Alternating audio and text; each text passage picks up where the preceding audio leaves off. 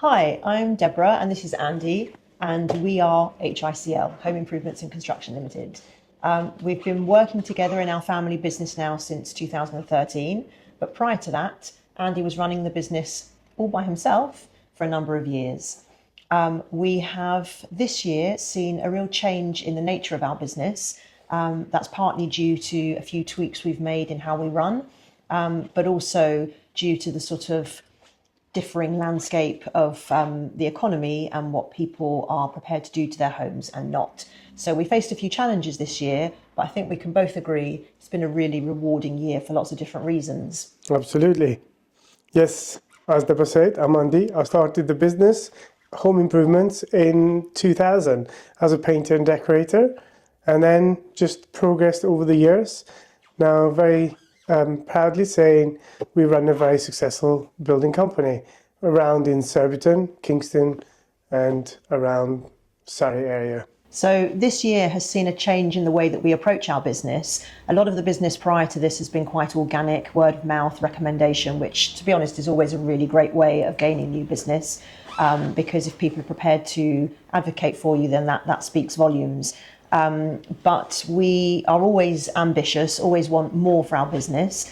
And so we've set about putting some new methods in place to build our brand, if you like, and try and get our name more out there in the community. And so we've done some different things this year, such as Andy going into colleges to speak to students who are hoping to join the construction industry and talk a little bit about your journey and how they can be most successful in what they want to achieve. Oh yeah, that was a very, very good experience. I loved it actually. Me and Daniel, Daniel actually did the PowerPoint for me. I was trying to get in my head how am I going to present my business to these kids in the school, and I went in there and it was very successful. I chatted to lots of kids in there and to the teachers, and that's how. But well, I went actually after I had the speech for 2 hours with them. I went to the workshop where they were working, and they were very interested. They were more, they were happier to talk to me in the workshop than they were in the class actually, and they were telling me how they wanted more to know how I started the business and how much is you can earn in the business, all these sort of things. But me telling them what they can earn, I think it triggers in their head they could do the same thing what I did. And I do think it's really important that, we're seeing a real shift in the way business is going. And I speak to a lot of people in my day-to-day life who are worried for their jobs because of the advent of AI. And there's a real thought process now that we should be encouraging kids to take up more practical skills. We're never going to replace plumbers and electricians and carpenters with AI. Certain elements of the jobs may be, but we will always need a skilled workforce. So I think it's really important that you've gone into colleges and done that, just to let the kids know that there is a future in this industry. I think every business needs to have, first of all, to start a business, you need to have a good foundation. The same thing I say to these kids in the school, your foundation is school. Learn it now while you're young in school, all the skills you've got. So when you go in a real life, you can put into practice, and that will make your life a lot easier than the way I did it. The way I did it, it was very, very difficult because I learned everything from scratch. I used to watch YouTube how to do things, but now obviously we've got the experience, and that's what it speaks for. But yeah. So along a similar theme of sort of reaching out into the wider community, HICL have continued this year to sponsor Twickenham Rugby Club. We have a vested interest in that because it's the club that our son plays rugby for, and he's been there since he was young. So over the years, we've come to know the club really well. And we think it's really important to encourage grassroots community activities. And so for the last 3 or 4 years now, we've put money into their sponsorship to make sure that the kids have got all the kit that they need and aren't feeling excluded from joining in the sport because they can't afford to buy their own shirts and boot bags, etc. So that's something that we feel really passionate about, that children should have opportunities. It's not just about our building company and the profit that we make. It's about giving back. Do you know, it makes me feel proud as well when I see when the kids play rugby, when I see HICL on their T-shirts and coaches, and I think, look at this, what I've achieved. And Yeah, it's a real marker of how far we've come as a business that we can luckily afford to do that. It's a really proud moment for us. Something, again, along similar lines this year, it was a real first for us. We were approached by a company called Celebrity Soccer, wondering if we might be interested in sponsoring one of their events, which we eventually gave the green light to, thinking, well, hold on a minute, this is a match made in heaven. It's sponsorship, it's football, which is something that I particularly enjoy. Not to play, by the way, just to watch.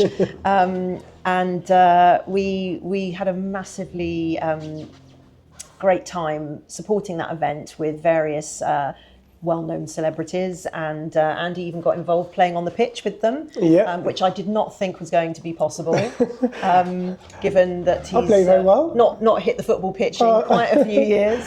But yeah, I did run quite fast. You did. And I thought I'm going to score a goal, but you managed never not to mind run out of puff. But yeah, just giving back in any small way that we can, to show our appreciation for fundraising events and all that they do for the local community. So that was a great event to be involved in, just down in Wimbledon down the road. So thank you to Celebrity Soccer for that. It was very good.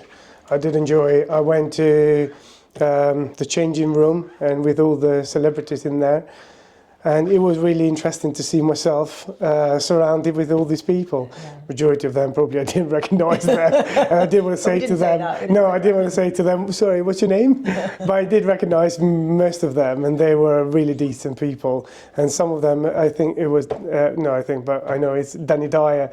And I've always thought Danny Dyer is going to be very loud, but he was so quiet, very, very gentleman, proper gentleman. And what a great thing for him to do, to give up his time. He's probably got a really hectic schedule, but again, giving back to the community. Got to know Callum Best. Yeah. He was decent, very, very decent person. Yeah. And I liked him because he went and chatted to everyone. Yeah. And he was really good. Yeah. I love that. So as you can see here, we've been very busy on all fronts this year, but getting back to what we do best, which is building, it's been an interesting year, I think. And I think, we could look at the construction industry as a whole and say that it's been a different kind of year. We've got lots of people we know in the industry. Obviously we talk from one company to another. We meet people in our day-to-day work, going to suppliers, etc. And everybody's been saying, tail end of last year, beginning of this, that things are sort of a bit quiet, and it's difficult to pinpoint reasons why for that initially. But I think when you talk to customers who are looking to improve their homes in some way, the general theme has been they're nervous about spending. Yeah. And I would say that, that's in large part due to economic uncertainty. Not knowing whether they're actually going to get the value back on their homes if they spend. Yeah, I would always say to the customer, if you've got the money, why not improve? And it is the best thing you can do in your place. Instead of moving property and going to another one where you've got tons of expense like stamp duty, solicitors fees, and so what it goes on and on. State agent fees goes on and on. Why move? Improve. Exactly. Yeah. I mean, all that said, we can sit here from the point of view that it's a great thing to do. We know it's going to add value, but at the end of the day, when customers don't have the budget for their vision, it is a difficult conversation to have. But I would say, Andy, you're pretty good at making customers realise that they might have a more limited budget than they would like, but they can still achieve a great vision for their home. And you've often sort of gone to see clients at their home and suggested alternative ways for them to build, compared to what they were thinking of doing in the first place. I think let me tell you very briefly what when I go and see the customer, and it's always about customer being worried. Am I picking the right builder first of all, and also am I spending the money and I'm not going to gain back from the property? But I always ensure them whatever you spend, eventually you will forget about the money you spend, because they live in a certain way and they think it's fine until they do the work. When I do the work and I finish, they are so happy with it, and they always say, I don't know how the hell I lived the way I did. So now the house, they've got a big house, beautiful house, and it's nice to get things change in your house time to time.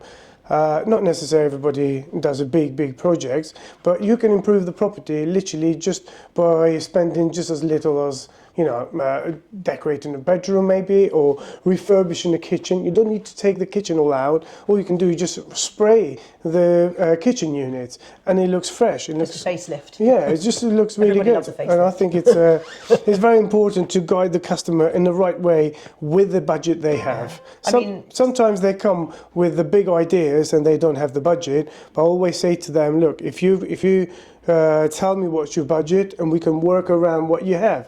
It's like, and also it's very important when we take the job. I always we have a WhatsApp group with the client, me and Deborah and the clients, and then when we start the work, although probably they live in the house, but we send them pictures all the time, don't we? Yeah.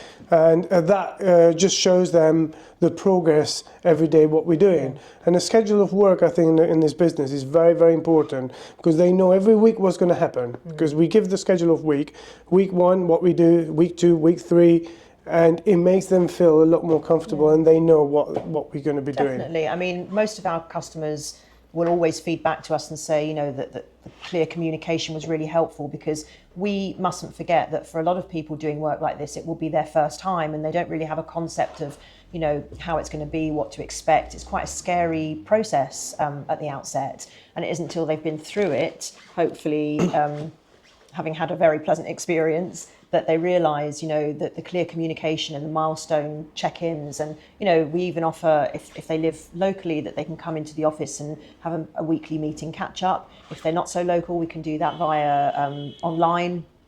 All of these things help to reassure and guide the client towards the eventual outcome of getting their home back in one piece and loving it. Yeah, it's very important. And also what I was saying earlier when we're doing pictures is like this customer in here. You can see the pictures, so start and finish.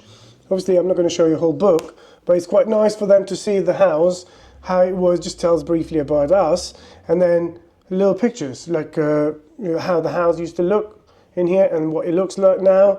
So these sort of things, it makes a big thing. It's a big thing to the customer, and they will remember the house, how it used to look, and what they have now. Yeah. It's really good. I just want to touch briefly before we finish today, because we've covered a lot of ground in our inaugural podcast. But I would say, from my perspective, obviously I'm in the office day in, day out, so I are kind of keeping my eye on tracking the data and what's coming in, what's not coming in. I would say that there's definitely been an uptick towards the latter third of this year, where we are seeing greater volume of extensions and lofts inquiries. Yeah, a lot. And I think that that's partly due to the fact that we've now got quite an extensive portfolio of work that people can see online due to the sort of extra marketing that we've been doing this year. And that obviously builds confidence. So I think, when people can see start to finish project, the eventual outcome, and how happy the client is with it, it helps to boost, what we do. And so I think, given that we've been doing this now for 20 plus years, I'd say this is the first year that I can significantly remember where we've already taken 4 bookings into next year. Big jobs. Yeah, and so it's a real positive move forward for the business. And from our perspective, we just want to keep seeing that grow, because we love what we do. Absolutely. And we hope you will too. Yeah, absolutely. Thanks so much for watching our very first podcast. We hope you found it informative, slightly enjoyable, and that you'll tune in again next time. Thank you.